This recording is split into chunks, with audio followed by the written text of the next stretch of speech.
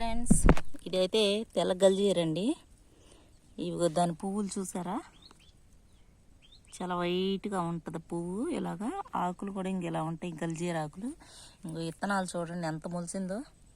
ఇది మొత్తం కూడా గంజీరేనమాట. అసలు ఒక్క మొక్క వచ్చిందంటే చాలండి, ఇక వదలదు అసలు మనల్ని.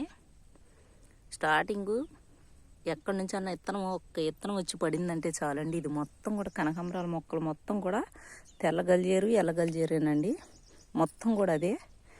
ఇప్పుడు ఇది అంతా కలిపి తీయాలంటే మా దుంప తెగిపోద్దండి. ఇదైతే పప్పులో వేసుకోవచ్చండి, చాలా బాగుంటుంది. తెల్లదైనా ఎర్రదైనా రెండు కూడా పప్పులో వేసుకోవచ్చు. టమాటాలతో కలుపుకొని కాస్త మునగాకు కూడా వేసుకోవచ్చు అండి, చాలా టేస్ట్గా ఉంటుంది, బాగుంటుంది. మునగాకు కూడా మంచిది కాబట్టి. ఇది ఇక్కడే రెండు రకాలు ఉన్నాయి చూడండి. ఇది రెడ్ కలరు, ఇది వైటు. చూసారా కాడ డిఫరెన్స్ కనపడుతుందా మీకు? ఇది ఎరుపు, అది వైటు. ఎరుపుదేమో కొంచెం ఆకు చిన్నగా ఉంటుంది, తెలుపుది మాత్రం ఆకు వెలాడుపుగా ఉంటుందండి. ఎప్పుడన్నా మీకు గంజీర అంటే తెలియకపోతే కనుక చూసుకోండి ఇలాంటివి.